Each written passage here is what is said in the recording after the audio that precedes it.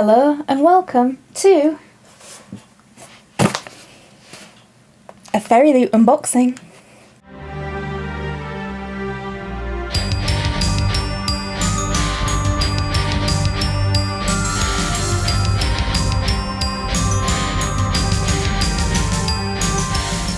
The Fairyloot boxes are quite little compared to the other ones, but being little does not mean being unsatisfactory. This is the March Adult Fantasy Box by Fairyloot.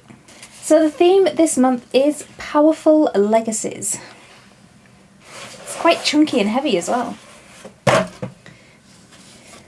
I do like the Fairyloot bags. The Butterfly Book Club do bags like this as well, but I do like these cloth bags. I usually destroy them trying to get the book out though. Okay, so the first thing I see is purple sprayed edges, but another first thing I see is it coming, so that I don't know whether you can see on camera this little white spot here where the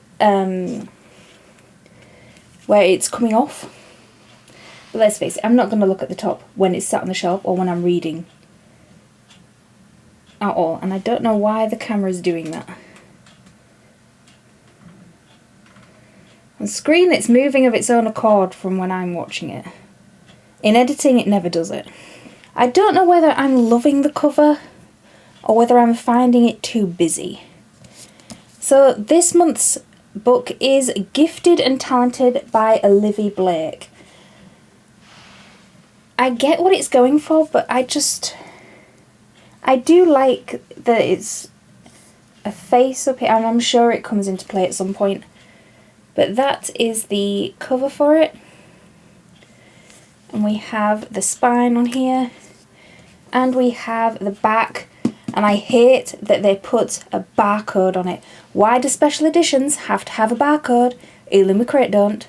Butterfly don't. Lock Library and Fairyloot do, and the Broken Binding doesn't either. But the barcode annoys me. And it says, money is the family business. Magic is the family curse. Now, like I said, the sprayed edges are, this is the top with this little white bit that's, this is the bottom, and these are the main sprayed edge that I'm gonna see. I do like that it's all squiggly and fits in with what's on the cover. So we've got the face here and then a face here and all these squiggly lines over it, which I didn't see until I actually pointed it out for myself. I just thought they were all squiggly lines. But yeah, very vibrant, very pretty. So let's have a look at the naked hardcover. Oh, before we do that, I forget, with Fairyloot books, you get the Fairyloot cover, and you get it reversible, so you see the normal cover on the back, which is this. And oh god, do I hate it! It's awful! Oh, I don't like that. If I saw this cover in the bookshop, I would probably pick it up just to see what it was about. But then again, I would probably just walk straight on past, because books, I do judge a book by its cover. That is why books have covers, so that they can be judged. Otherwise, why would you pay artists hundreds or thousands to give you a cover? You wouldn't bother, would you?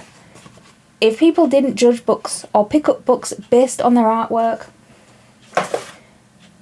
then books could just have a blank cover and it would make absolutely no difference.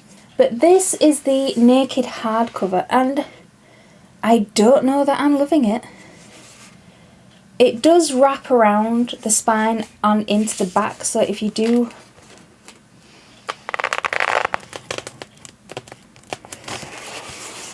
open it up, it does sort of go on the back of it.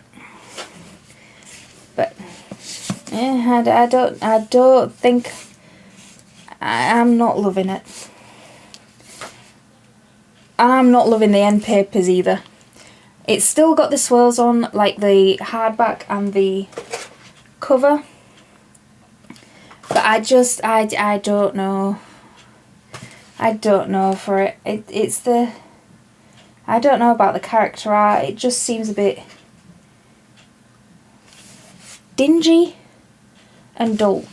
And it's the same on the back, except the characters are wearing different clothing. So they're wearing casual instead of suits, which are here on the back. Did you hear that crack? So let's see what the blurb says. Where there's a will, there's a war. Oh, hello, House of Usher. Thea Wren, brilliant CEO of Ren Fair Magitech, is dead. As the so-called father of modern technology, he leaves an incredible legacy, and any of his 3 telepathically and electrokinetically gifted children could possibly inherit the Ren Fair throne, or so they like to think. On the pipeline of gifted kid to clinically depressed adult, nobody wins. Yet, as they gather to read Thea's final words, which Ren will come out on top. It doesn't interest me. One little bit. It doesn't interest me. I feel no kind of... I'm even leaning on my bookcase because I feel absolutely no drive to pick this up and read it. And it's a shame because although I'm not so keen on the cover, I do see how it's nice. I do kind of get what they were going for. And the spread edges are very, very nice too. And I loved Fairyloot's February book. I haven't read it yet, but I loved the look of it enough to keep it as a trophy even if I don't read it. But this, I'm sure some people will love it. I'm sure for some people it is going to be their favourite looking book of the year because everybody has different tastes. But for me, I'm not so keen. What's it got in here? We've got a letter from the author, which doesn't count as a signature, I might add. Digital or otherwise. It doesn't have a signature other than this author letter here that is not a proper signature, digital or otherwise. It's just an author letter that's just... I thought so. I haven't had the best of times with Olivia Blake. I do have the Atlas trilogy somewhere up here from Illumicrate, which I haven't read yet. But I did buy her book, her collection of tales called Januaries. And I do have a review of that you can watch up in the top corner. Because it wasn't great.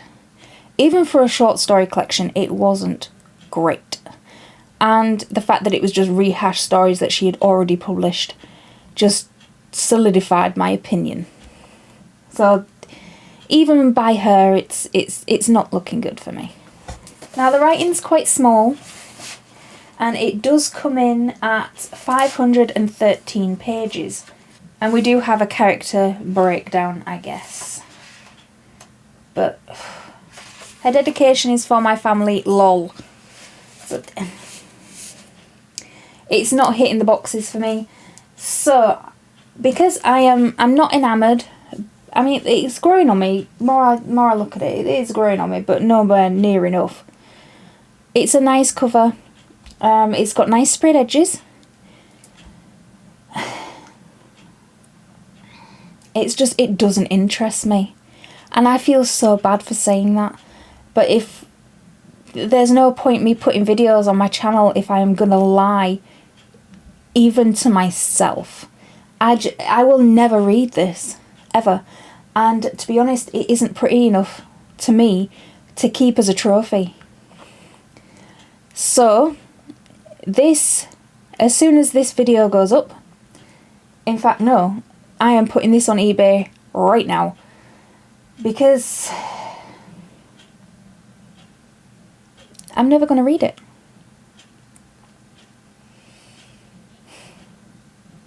I'm never going to read it. I keep repeating it because I can't believe it.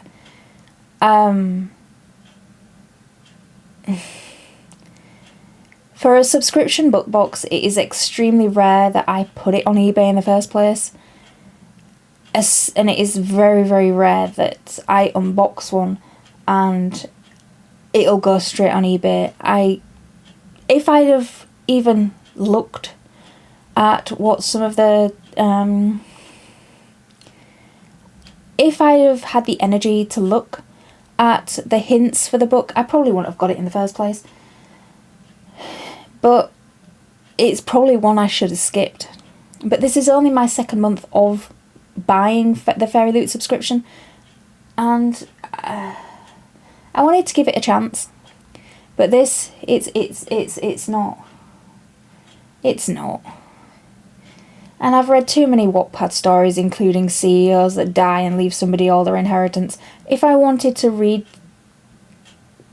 stuff like that, then I would either watch the ridiculous overacting on TikTok, or I would go to Wattpad and read it for myself.